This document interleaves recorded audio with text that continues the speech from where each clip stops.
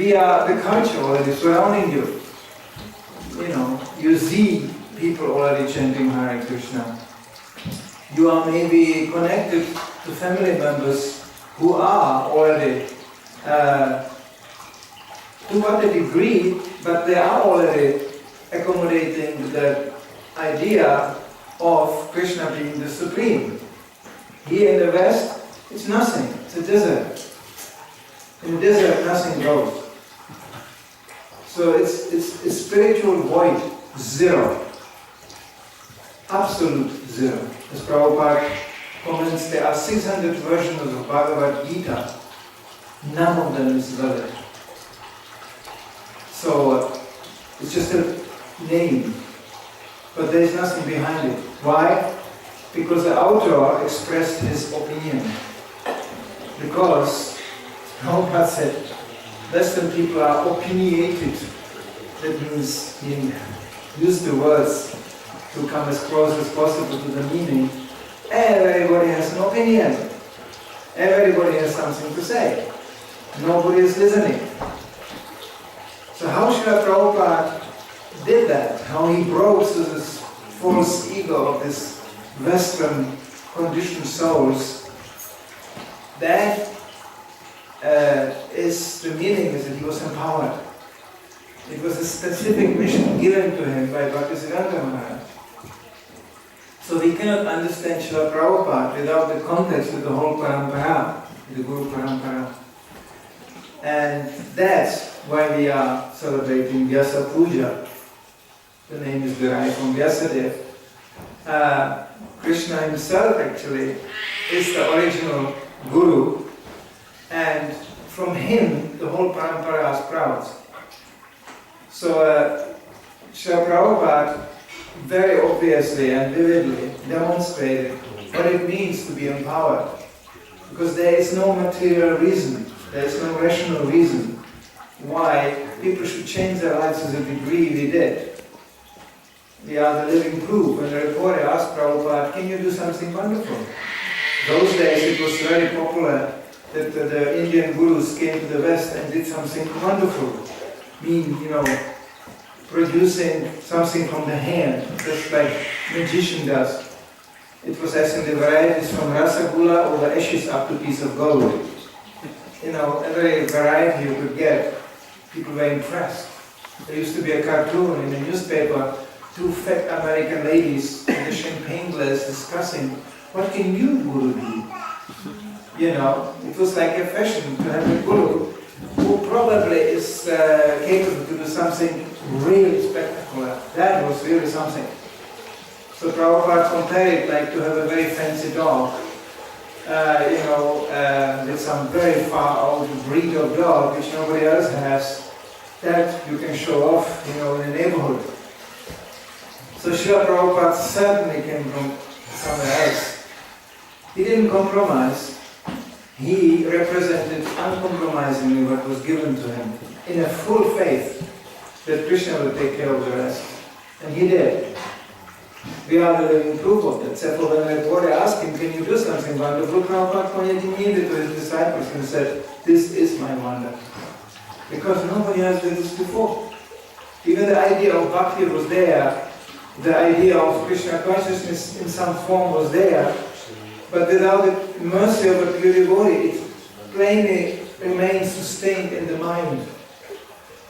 So everybody who is in touch with this movement should very well know that without actually being fully aware of Srila Prabhupada's presence, and knowing very well that whatever we hold in a hand, a book, knowledge, whatever practice we learn is coming only from him. I personally met one of his godbrothers in Vrindavan. He told me personally, if I would go to the West, I would do the same thing. I smiled at him and I said, but you didn't. So this alone makes Srila Prabhupada exceptional. It was not a whole party of pure devotees reaching America. It was one. And he died almost on the way. So, As one of my dying brothers told me, he didn't even start to understand and glorify Srila Prabhupada. In the history of mankind, Srila Prabhupada has an absolutely outstanding position. Even amongst the acharyas, because Srila Prabhupada would never agree. Once a disciple tried to praise him and said that your literary output is like Bhakti Vinod's.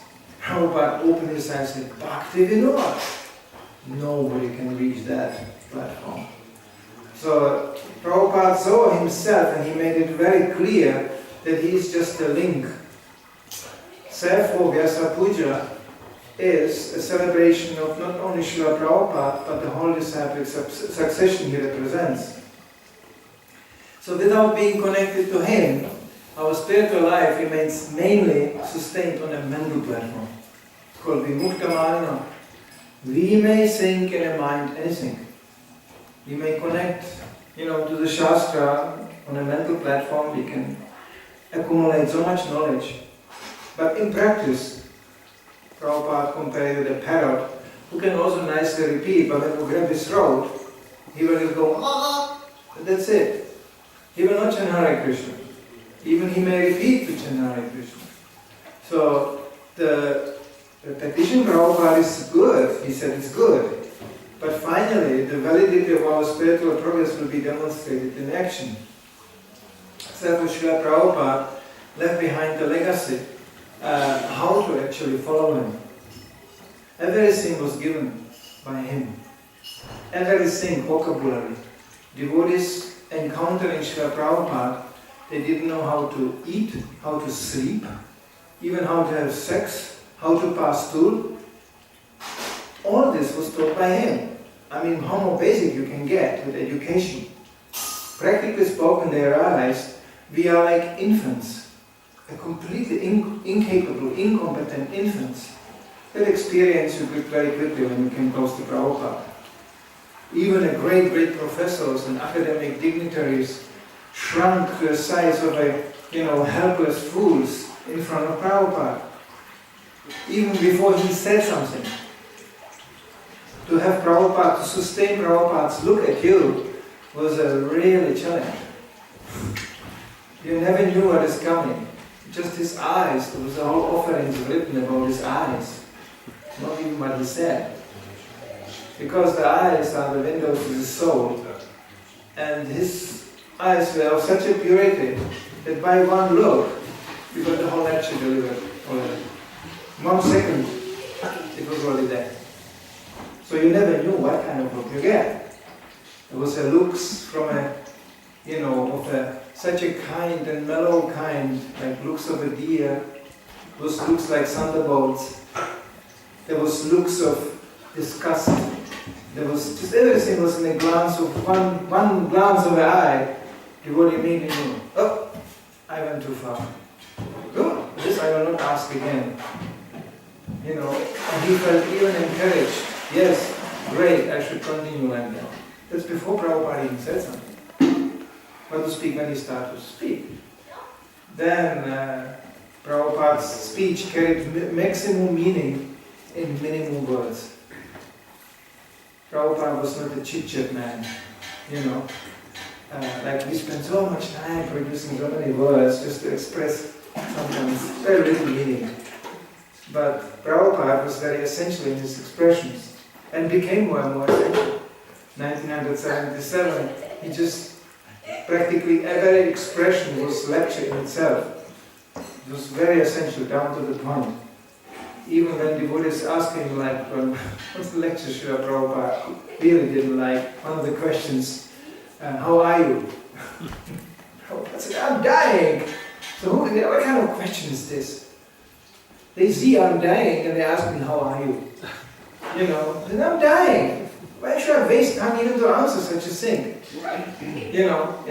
So Prabhupada was very rigid. That cannot be, of course, copied. But the real meaning of Vyasa Puja is to understand that as Srila Prabhupada had that specific mission to preach to English-speaking people, that means Western people. So he was specially empowered.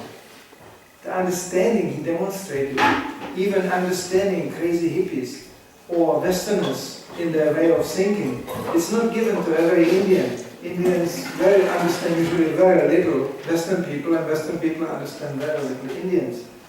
You don't get it, because the culture difference is so huge. The genetic design is so different. But Prabhupada could do that. Not only that, but he crossed all the generation barriers. He was in the age of a grandfather of some of his disciples, and he was acting like the youngest one of them all. I mean, so fresh and so inspiring that these hippies felt really old in his presence. Because when you're on a mental platform, you get very old. Because the mind is a nostalgic, confused fellow who will drag you down to the level of depression. Prabhupada was always encouraging and always essential. And even he definitely couldn't relate to some of these spectacular things which especially in the 60s demonstrated something very extraordinary, as he described it. This eccentricism and that, which was demonstrated in public view by the hippies and artists and musicians or whatever. Prabhupada, of course, was sometimes wondering, what is this? What are they doing there? But he understood the desperate search of these people after something new. Everybody wanted to break out and do something else, something new. So Prabhupada actually understood that, and he showed us what that really new thing is. So again, back to the same point, without being actually in full awareness that everything comes from him, our spiritual progress will not take place, and whatever we achieve can be also barricaded by law of karma. Because actually we are coming into the offensive department. So therefore, to be boldly representing Srila Prabhupada's words, it's not offensive. But to ignore them, or even worse, to water them down with something which is clearly non-Srila Prabhupada, even when it's derived from Vedic literature, may be dangerous. There's so much information given by the Vedas. There is so many things to learn and hear about. And generally devotees are what Prabhupada called manishina, thoughtful. They like to think, they like to actually accumulate information. That's what this movement is about, to learn and to learn more. But we saw it in the last 40 years alone, that whoever went out of the range of Srila Prabhupada's books and started to mingle with something else, got himself in trouble. Completely in trouble. You start to actually, you are leaving the protected area which Prabhupada gave to us. So one should always remember where things come from, to whom they belong, and what they are meant for. This is what essentially what Srila Prabhupada showed us. And when this is understood, then even in a simple way, we can make a great deal of progress. When it's not understood in a very complicated way, we can fall down. So better to progress simply and faithfully as to basically fall down in a very, very complicated way. This is Kali Yuga. Everybody has such a nice vocabulary and so many fancy things to say, but most of the living entities around us don't come over the level of an animal, or even worse, a ghost. This is actually the surroundings we are living, ghost-haunted people. And people who are actually definitely acting below the level of an animal. Prabhupada repeatedly pointed this out. So in a very early stage already, when you hear his first lectures in America being delivered, Prabhupada actually, he did modify his preaching, like example in time. The first lectures are like, they are like 1.5 hours, 1 hour lecturing, whole Bhagavad Gita summarized to an audience, which I would like to see the audience. I mean, the people sitting there. And Prabhupada is so determined to deliver the message. You can hear practically Bhaktisiddhanta Maharaj's language. So you can see even the vocabulary is delivered in, you could say, in such a clear, academically acceptable spirit, but I don't know what the public was. I mean, you can hear in the background kids screaming, yelling. Then one guy suddenly in the middle of the lecture goes, "I don't believe this." And then, another lady gets up and goes, "That's just your opinion." And Prabhupada takes it in a humble way, he goes, "No, this is not my opinion." And he repeats again, and then he starts again. Never being deteriorated. You could say it's a hopeless task to preach to such a public, completely unqualified. There was no even ISKCON at that time. There was no official ISKCON movement. It was a bunch of fat yoga ladies, it was a yoga studio, who were just twisting their legs. And I remember that scenery later on when the devotees went to the east preaching, they found themselves in exactly the same circumstance, because they couldn't go in the open air as Hare Krishna in the communistic countries. So they presented themselves as yoga teachers. And then the communists, they said, yoga is very good, it improves the health of the workers, so they will work better. And that was like the gap where devotees squeezed in. And they said, no, we are yoga teachers, no religion, nothing, no God, no, just yoga teachers. We are teaching people how to make different asanas like this, and then we have different mantras like Haribol, and then, but not one word about Krishna. And I remember the reports, I was around when these devotees came back, describing what they have done, They found themselves sitting in exercise halls, that's where everything took place, because yoga was considered, gymnastic. So I remember one photo of the previous GBC here, along with my godbrother, whose name was those days Alana. They were sitting on these guni madrasas, where people exercise, just them two, with midanga, girdles, and one big pot with popcorn, and they were surrounded by like 100 of these really voluminous, fat, communistic ladies, dressed up in these jogging outfits, in this kind of, and they were dancing around them like this, while they were actually chanting. And of course there was always secret police involved also, because they kept checking on these foreigners coming in, what are they really doing? So they couldn't say one word about Krishna, nothing about God.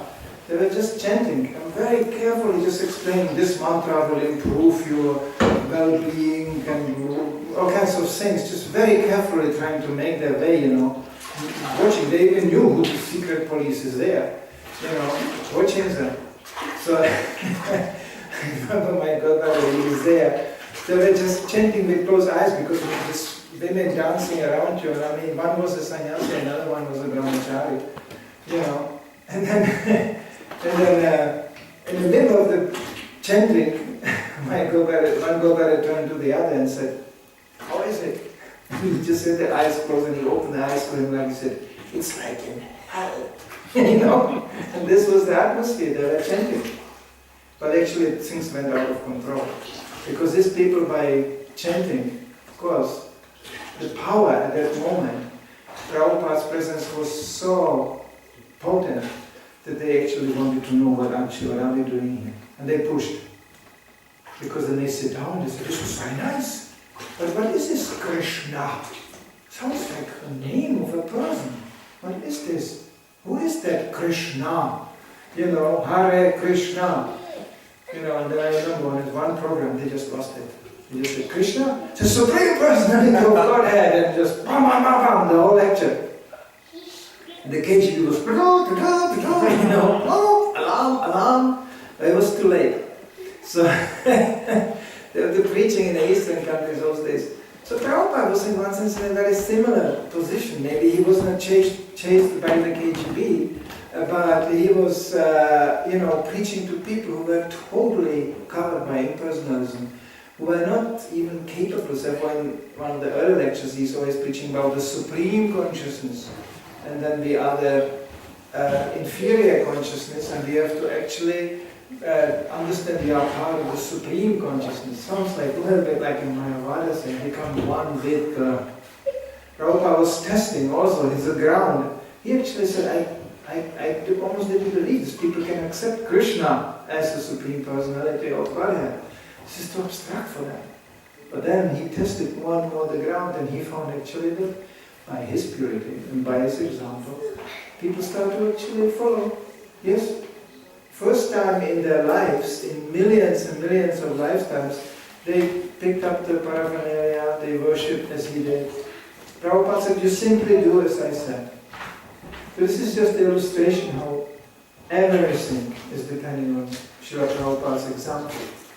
So it is actually not only responsibility but the duty of everybody who is a member of this movement to study Srila Prabhupada's example in the greatest detail possible. And we have that possibility. Srila Prabhupada is the most documented acharya in our sampradaya. You cannot watch Ramanujacharya on DVD. You cannot hear Ramanujacharya's voice. You cannot listen to Madhvacharya's lectures. But we can listen to Srila Prabhupada. We can study not only what he said, but how he said it. There is so much to learn about his preaching policies, about his way, how he was dealing in different situations, presenting Krishna consciousness with a great deal of discrimination. So this should be actually a discussion amongst devotees. Not that kind of academically or you could say introverted style. We are crossing Prabhupada. It's very dangerous to step over Prabhupada and enter realms which are meant for others. Or Prabhupada said, yes, you will get there. But we are not the empiric movement. We are depending on the descending mercy. This is what makes people so averse to this, and they have a problem with that. You mean I have to first wait for the mercy to come before I can practice? No, we can already practice, but that practice will not be sustained without the mercy. It's out of question.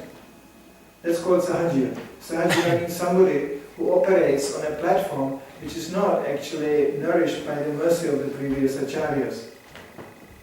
So this is how most important and valid Srila Prabhupada's presence in our lives is. Because without him, we very likely become sahajiyas.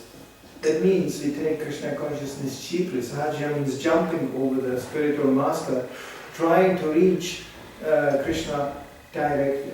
Even going to another acharya without respecting the present one, it's a dangerous step. That's like when devotees ask if they can study Bhaktisiddhanta Maharaj books. Prabhupada, he said no. He said, these books are for me, they're not for you. There was a clear statement he made there. And of course, in the process of publishing books and this, devotees had to come draw references from Bhaktisiddhanta. That was for special devotees, specially trained by Prabhupada. But in general, Prabhupada said, no, you have my books. I wrote these books for you. And they are written in such a way that even a very simple person can follow. These books have such a power. I remember in Czech Republic, when we started to preach there, one of the first devotees, very nice devotee. But he's a simple man, hardworking, man. You could call it Shudraya, but very nice devotee. So he said, when I come home from the work, I have all Prabhupada's books, but I am so finished, I cannot even read them. I'm so exhausted from the work. But one thing I always can do, even I cannot read all the time, when I'm really tired, I just open the books and look at them. I look at the pictures, and I look at the books, and I go, Prabhupada ki jai, and I fall asleep. So, and this person is sustained until today, he's a devotee, he's, like that. Of course he reads also, but he's not that kind of literary type, not at all. So just the presence of these books, which is the most concentrated presence of Srila Prabhupada we can get. He said, whatever I wanted to give, whatever I wanted to say is in my books. So this is actually the parampara. This is the last link we are dealing with. And this is actually how our spiritual lives can be sustained. So there cannot be enough said about Prabhupada. There cannot be enough ways to glorify him.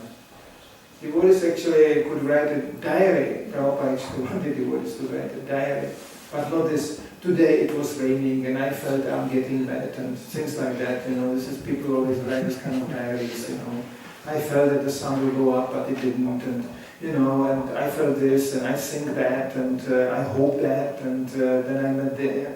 This kind of sentimental things. No, that's not a diary Prabhupada had in mind. He said, no, diary means in Krishna consciousness that you summarize what challenges and what realizations you got on that particular day, strictly related to the Shastra. That's what Prabhupada also expected sannyasis to do, to write books, not about I think, I feel, and I saw. Books about strictly based on his books and expanding the meaning to the people so they can get the connection. Aha, these books are relevant. They are for here, they are for today, they are for me. This is actually what writing should be aiming to. Not this, wow, Prabhupada wasn't far out enough, let's make it even more far out. Somebody, boom, I don't want to give examples now because somebody gets offended, but such books do exist. And there is really no need to read them. Because Prabhupada this gave truly everything. And those books and this kind of this preaching which aims towards understanding how Prabhupada is everything, explaining and elaborating how Prabhupada is everything, that's a kind of literature and that's a kind of input we should hear. So Prabhupada should be the center. Everything is turning around that. And of course, you don't expect everybody appreciating that. People suspect us to have personal cult. They know what it is. Sai Baba ki jai, Sai Baba, we Sai Baba, I don't know, but Sai Baba ki jai. He is divine. What is divine? I don't know either, but it's all divine here. India is full of this kind of thing. Just, and that's it. Prabhupada didn't like it at all. When you approach Prabhupada like this, he was like, very distant, not available on that platform. If you would tell Prabhupada, I saw you just floating, and a rays is coming from your head, Prabhupada, you must be God.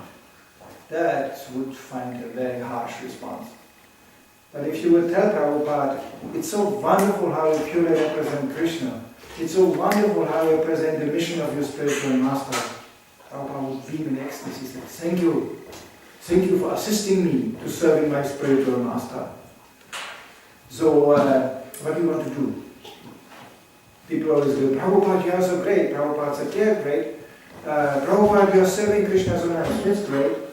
Why don't you serve Krishna too? Yeah, you have some money. Yes, I have some money. Then give it. Prabhupada was sometimes really shocking. Even the devotees watching him preaching are like, that's fast, It's really a shortcut he is taking, Especially Indians. The Indians are very good at this. They go, you divine grace and so divine grace. And Prabhupada says, very nice grace, so just give something.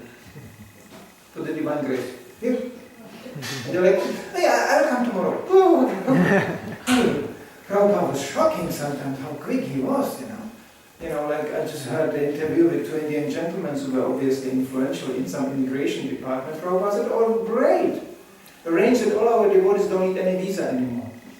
They were going, we could think about, we could do something. Prabhupada said, no. What do you mean now? And he told Krishna Maharaj, bring a paper. You can sign here, letter, right? Here, we can make it, And they were like, we can try. I said, try now. Here, bring a paper. And even Krishna Maharaj cannot get it. He said, now? A paper? Now? I said, yes, now.